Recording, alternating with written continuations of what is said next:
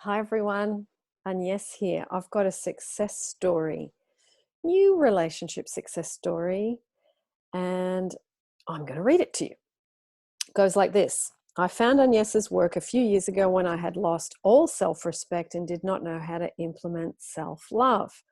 Through consistent meditation and my own will, I brought an ex back. However, he ultimately did not want to marry me, and I could not let go of the third-party situation that transpired. Because of self-love, self-respect, and finding a self-care routine, I was able to grow my own sense of security and no longer needed to cling to someone who did not value me. I was single for about 8 months until I met a wonderfully emotionally available man who would love to marry me.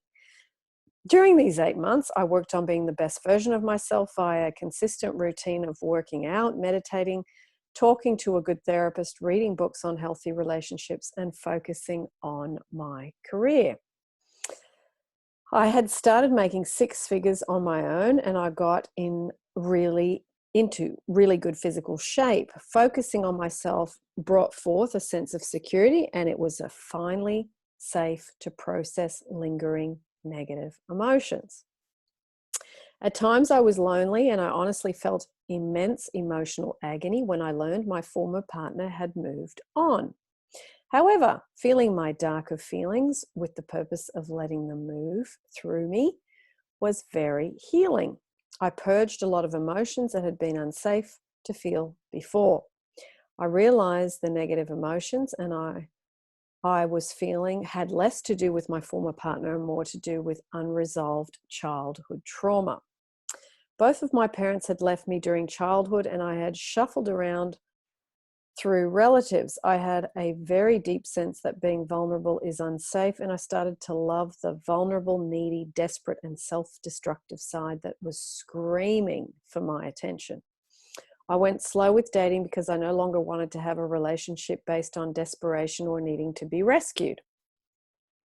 Instead, I observed dates, interest level, assessed their relationship aptitude, and our lifestyle compatibility. I paid close attention to my feelings so as not to ignore red flags or low interest levels. I met a man who was almost perfect, and I could see myself falling in love. However, he was still married and not that into me. Instead of chasing him, I let go. I finally started to feel worthy of someone who wanted to be with me. I also doubled down on my self-love because he wasn't that into me. Then there were probably parts of me that I was still rejecting. I needed to heal those edges so that I would be able to truly give love to a partner. I became comfortable being single and started savoring life again. Then I connected with a lovely man via a matchmaker, and I had an amazing first call. Our traditional family values were aligned, and a date to meet was set. When I arrived, he had gifts for me and my dog set up at the table.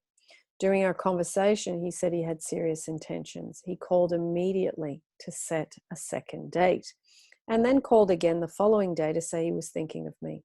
He has not stopped pursuing me since and can have a very deep emotional connection I always craved but did not know how to get. He told me he loved me and said he wanted to marry me. We are heading out on a trip soon to meet his mother, and he asked to meet my family as well. Since I am so much more comfortable expressing myself without an emotional charge, miscommunications are easily worked out. We are building a lovely foundation based on the self-love and self-respect I fostered within, and finally feeling deserving of a partner who is emotionally available. Brooke from the USA. Thank you, Brooke. That's absolutely beautiful. And yeah, Brooke's got an email address that I will put down in the description for you. And I will also put the relationship success stories playlist down below. And I will also, as always, see you in the next YouTube. I hope you enjoyed it, everyone. Lots of love.